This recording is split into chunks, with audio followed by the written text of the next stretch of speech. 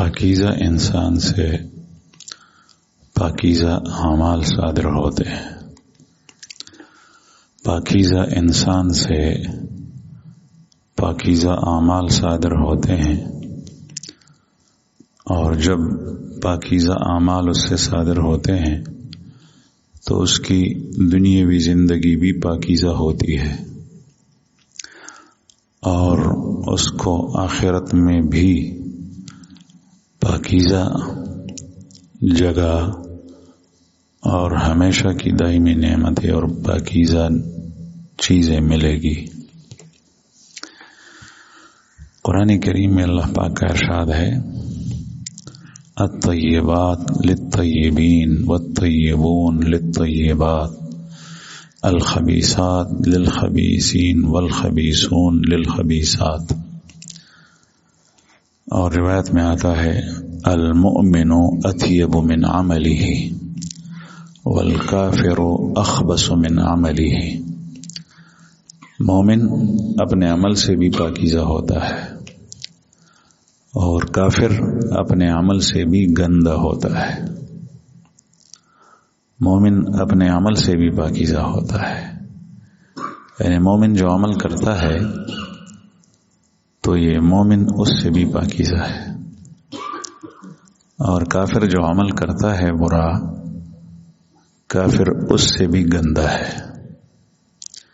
اس کی وجہ یہ ہے کہ جو چیز جس منبع سے نکلتی ہے تو وہ چیز جب صاف ہے تو وہ منبع بھی صاف ہے، اور جب وہ چیز گندی ہے تو منبع بھی گندا ہے۔ تو پاکیزہ اعمال جس انسان سے صادر ہوتے ہیں وہ عمل، وہ مومن اس سے زیادہ پاک ہے۔ پاکیزہ لوگ کون ہوتے ہیں؟ پاکیزہ لوگ وہ ہیں جو جہل سے دور ہوں، فسق سے دور ہوں، اعمال قبیحہ سے دور ہوں، بد اخلاقی سے دور ہوں، وہ پاکیزہ لوگ ہوتے ہیں۔ جو شخص جہل سے دور ہو، یعنی بے علمی سے، ایک شخص ہے دنیا میں زندگی گزارتا ہے، اس کو پتہ ہی نہیں چلتا کہ کیا کرنا چاہیے کیا نہیں کرنا چاہیے، اور اس طریقے سے جہل میں بد اخلاقی بھی آتی ہے۔ وہ جب کسی سے بات کرتا ہے تو بات کرنے کا ڈھنگ نہیں آتا، جب کسی سے معاملات کرتا ہے تو معاملات کرنے کا طریقہ نہیں آتا، جب کسی معاشرے میں محلے میں رہتا ہے تو اس کو رہن سہن کا طریقہ نہیں آتا، جب کسی سے وہ سلوک کرتا ہے تو اس کو کسی کی تمیز نہیں ہوتی کہ اس کے ساتھ کون سا سلوک کرنا چاہیے۔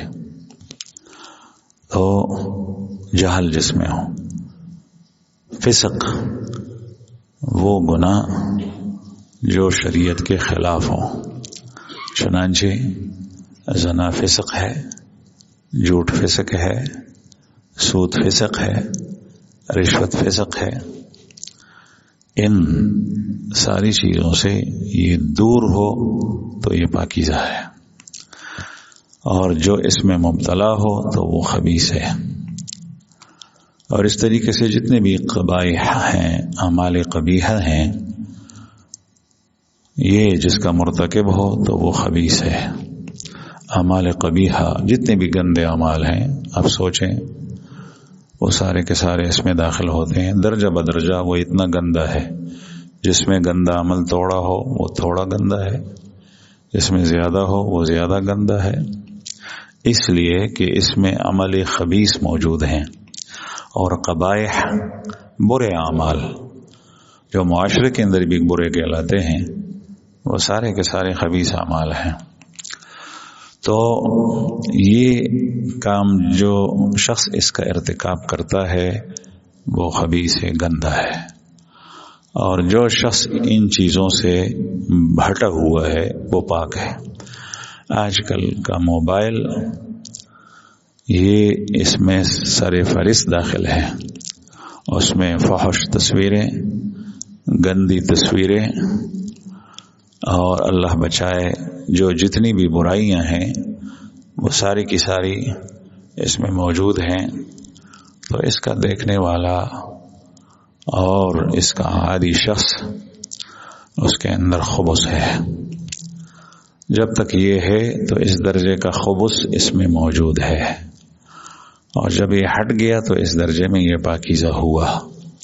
تو بہرحال طیب پاکیزہ شخص وہ کہلاتا ہے کہ جس میں یہ چیزیں نہ ہوں بلکہ اس کی بجائے کیا چیز ہو، یکون فیہ الایمان ویکون فیہ العلم والاعمال الصالحہ والحسنہ، جس کے اندر ایمان ہو، جس میں علم ہو، جس میں اعمال صالحہ اعمال حسنہ پائے جائیں، وہ طیب شخص کہلاتا ہے، چاہے وہ مرد ہو یا عورت.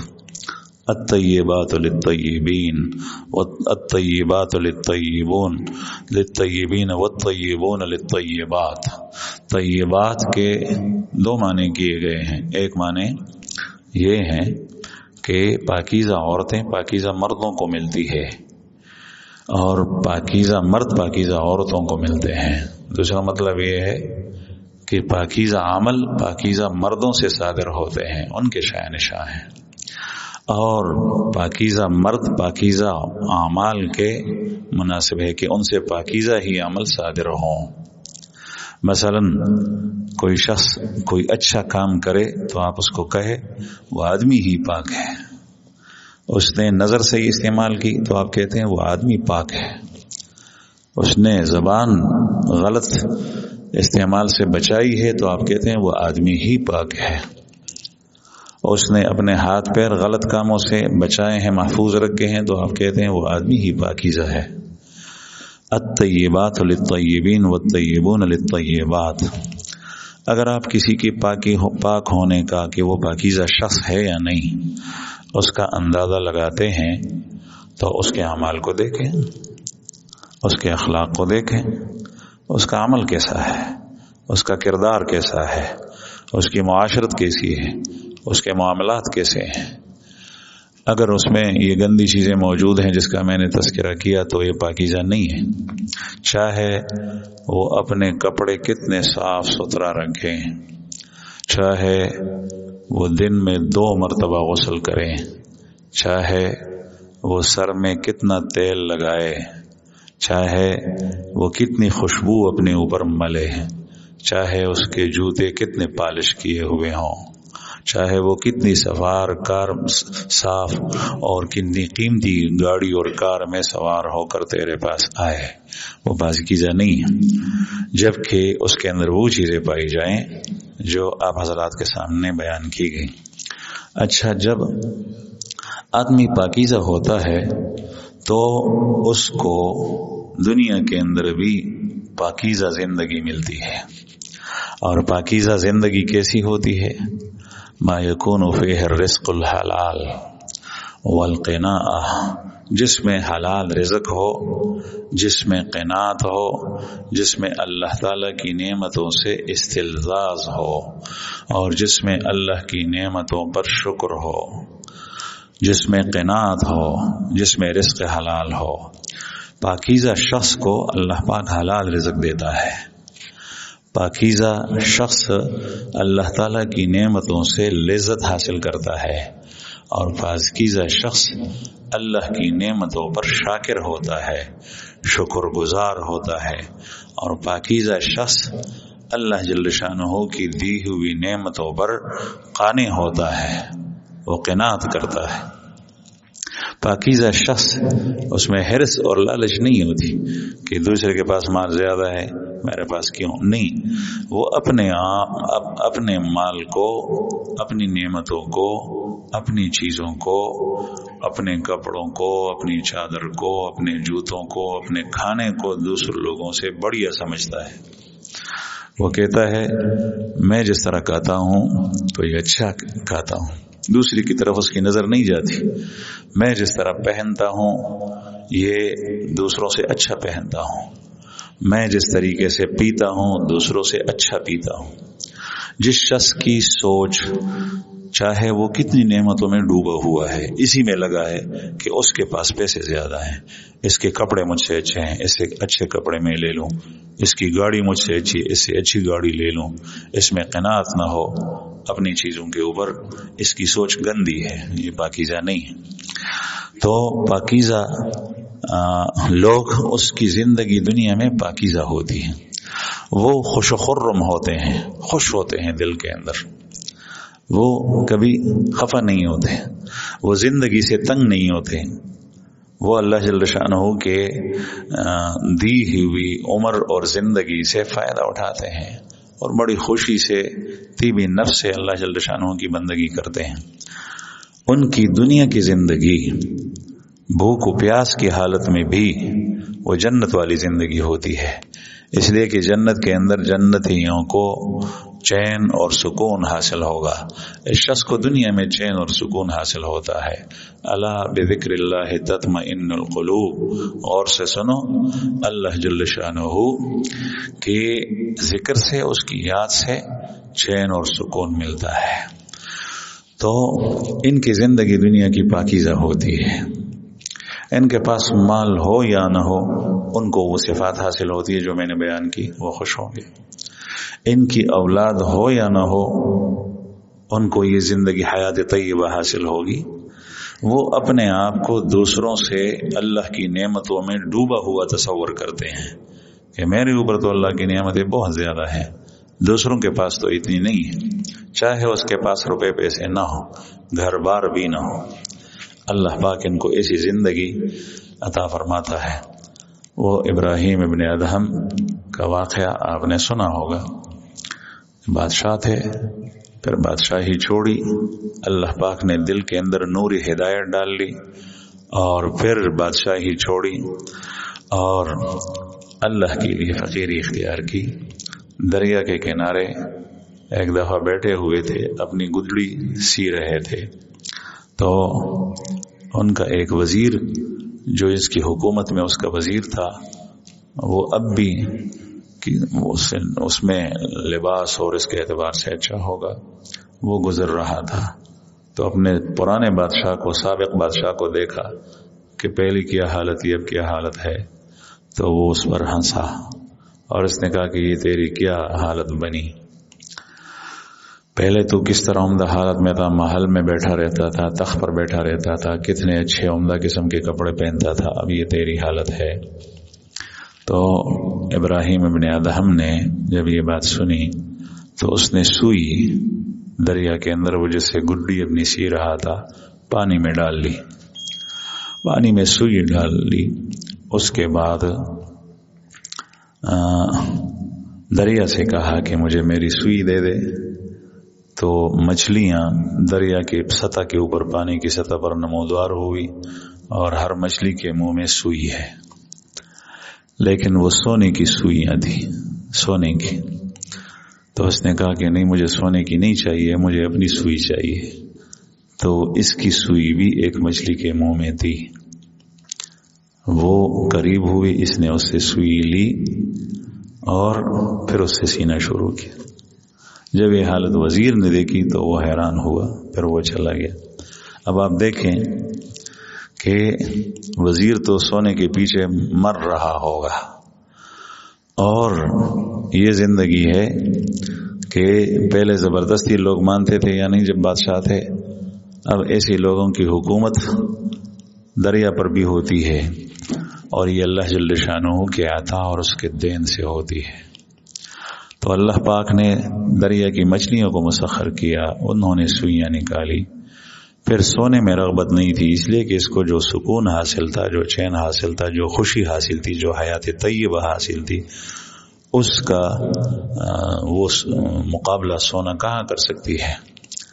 تو اس کو دکھایا کہ اللہ پاک نے مجھے یہ زندگی دی ہے، لیکن میں چاہتا نہیں ہوں۔ اس کو پھر ان چیزوں سے کوئی تعلق نہیں ہوتا، اس ضرورت اس کی چیزوں سے لے لیتا ہے، جو اللہ دیتا ہے اس پر اللہ کا شکر ادا کرتا ہے، لیکن وہ لوگوں کی طرح نہیں دیتا، وہ قانع ہوتا ہے۔ تو اس کی دنیا کی زندگی پاکیزہ گزرتی ہے، قرآن کریم میں اسی کے بارے میں ارشاد ہے، من عمل صالحا من ذکر او انثى وهو مؤمن فلنحيينه حیاتا طیبہ ولنجزینہم اجرہم باحسن ما كانوا يعملون۔ جس نے نیک عمل کیا اور وہ مومن ہو، چاہے وہ مرد ہو یا عورت، تو اللہ پاک کا ارشاد ہے ہم اس کو احسان اللہ، ہم اس کو پاکیزہ زندگی سے نوازتے ہیں، فلنحینہ حیاتا طیبہ، پاکیزہ زندگی سے نوازتے ہیں۔ تو یہ حیات طیبہ کون سی ہے؟ مفسرین کہتے ہیں یہ دنیا کی زندگی ہے، وَلَنَجْزِيَنَّهُمْ أَجْرَهُمْ بِأَحْسَنِ مَا كَانُوا يَعْمَلُونَ، اور ہم ان کے اچھے اعمال کا بدلہ، ان کی جزا دیں گے۔ نجزین فعل مضارع ہے، وہ بعد میں دیا جائے گا، وہ کہاں دیا جائے گا؟ جنت میں۔ اور جو لوگ پاک ہوتے ہیں تو اس آیت کریمہ سے بھی اور دوسری آیات سے بھی معلوم ہوتا ہے کہ ان کو آخرت میں بھی پاکیزہ زندگی ملتی ہے، اور آخرت میں جو پاکیزہ زندگی ہے اس کے اندر کیا چیزیں داخل ہے؟ ایسی زندگی جو نہ ختم ہونے والی ہے، ایسی نعمتیں جس پر فنا نہیں آتی، ایسی زندگی جو ہمیشہ باقی ہے، نہ ختم ہونے والی ہے، بقاء بلا فنا، ایسی نعمتیں، ایسی مالداری، ایسی غنا جس کے اوپر فقر نہ آئے، وغنم بلا فقر، ایسی عزت ملے گی آخرت میں جس پر کبھی ذلت نہیں آئے گی، ہمیشہ ہمیشہ کے لیے، وعزم بلا ذل، ذلت کبھی نہیں آئے گی، ایسی صحت ہوگی جس پر کبھی بیماری نہیں آئے گی، اور ایسی پاکیزہ زندگی ہوگی کہ کھانا پیٹ میں جا کر اس سے گندی چیزیں نہیں بنے گی، فضلہ۔ ہم اس وقت دنیا کے اندر جب کھانا کھاتے ہیں تو اس سے کیا بنتا ہے؟ پاخانہ اور پیشاب اور خون، خون نجس ہے، پاخانہ نجس ہے، پیشاب نجس ہے، ساری چیزیں نجس، گندی۔ خون انسان کے اندر دوڑتا ہے اور پاخانہ اور پیشاب اس سے باہر نکلتا ہے، اور ایسی گندی چیز ہے کہ کسی گندی جگہ میں بیٹھ کر اس کا اخراج کرتا ہے۔ لیکن جنت کے اندر ان پاک لوگوں کو اس سے بھی دور رکھا جائے گا۔ حدیث مبارک میں آتا ہے لا یتمخطون، ان کی رین نہیں بہے گی، ناک سے گندگی نہیں نکلے گی، اور مخاط، خراش کی تھوک اس طریقے سے نہیں ہوگا جو وہ لگے، اور ان کا پیشاب نہیں ہوگا۔ لا یبولون ولا یتغوتون، وہاں پر وہ بول نہیں کریں گے، تغوت نہیں کریں گے۔ اب کوئی سوچے کہ کھانا کھائیں گے، شربتیں پیئیں گے، جوس پیئیں گے، اور پاخانہ اور بول و براز نہیں ہوگا، یہ کیسے ہوگا؟ تو حدیث مبارک میں یہ بھی آتا ہے۔ پھر ہاضمہ کیسے ہوگا؟ چیزیں کیسے غائب ہوگی؟ تو حدیث مبارک میں آتا ہے کہ ڈکار لیں گے، ڈکار، جس طرح دنیا میں ہمارا پیٹ بھر جائے تو ہم ڈکار لیتے ہیں، تو اس طریقے سے تو ڈکار لے کر وہ سارا کا سارا ہضم ہو جائے گا، پیشاب پاخانے کی ضرورت ہی نہیں ہوگی، اور اللہ تعالی ہر چیز کے اوپر قادر ہے۔ تو عرض یہ ہے کہ دنیا کے اندر ہمیں جتنی زندگی ہے تھوڑی بہت یہ زندگی پاکیزہ گزارنی چاہیے، خصوصاً جوانی کے زمانے میں۔ بڑھاپے کے زمانے میں تو پھر وہ مولانا روم رحمہ اللہ غالباً ان کا شعر ہے یا کسی اور کا ہے کہ پھر تو بھیڑیا بھی شریف بن جاتا ہے۔ بھیڑیا جب بہت زیادہ بوڑھا ہو گیا، چل پھر نہیں سکتا، سامنے سے ہرن اور بکری گزر رہی ہے لیکن چونکہ یہ جا نہیں سکتا تو یہاں پر بیٹھا ہے، گور گور کو دیکھ رہا ہے۔ لے وہ شیر مخ چکل کمزور شي بوډا شي تلې نشي ګرځېدې نشي، بیا چې په ځای باندې پروتي او قدم رو رو اخلي، نو مخامخ بیزه ورسره نږدې سري او اوسۍ ورسره نږدې سري، دی نشي ورتلی، حمله پې نشي کولی. ولې؟ دلته بیا شریف جوړ شي. وجہ دا ده چې کولی نشي، اوس هر څه نه پاتې شو. نو یہ آپ لوگوں کی وقت ہے اعمال کا، آپ لوگوں کے اعمال کا وقت ہے، جوانی کا زمانہ اس میں. اور پھر دوسری بات یہ ہے، یہ بھی یاد رکھیں کہ جب آدمی کو کوئی عادت اور خصلت پڑ جائے، عادت بن جائے، تو پھر بڑھاپے کے اندر وہ عادت ساتھ چلتی ہے. اگر اچھی عادت پڑ جائے تو اچھی عادت ساتھ رہے گی، اگر بری عادت پڑ جائے تو بری عادت ساتھ رہے گی، اچھی عادت ہو تو اچھی عادت ہوگی، اور بری عادت ہو تو بری عادت۔ تو اچھی عادت ہو تو پھر بڑھاپے کے اندر اعمال نیک آپ کو آسان ہوں گے، اور بری عادت ہو، لوگوں کو دیکھنے کی عادت ہو، عورتوں کو دیکھنے کی عادت ہو، عورتوں کو چھیڑنے کی عادت ہو، تو یہ بوڑھا بن جائے گا، قبر کے کنارے کھڑا ہوگا، لیکن اس سے یہ عادت چھوٹے گی نہیں، اس طریقے سے کرے گا۔ حضرت سعد بن ابی وقاص رضی اللہ عنہ صحابی کے اوپر کسی نے الزامات لگائے تھے جھوٹے، حضرت سعد رضی اللہ عنہ نے بد دعا کی، چنانچہ اس شخص کی بہت طویل عمر ہو گئی، 100 سے اوپر بہت، اس کے باوجود بھی یہ راستے میں کھڑا ہو کر لڑکیوں کو چھیڑتا تھا، اور اس کی بھویں یہ اس کی آنکھوں پر لٹک گئی تھی، اس کے آبرو۔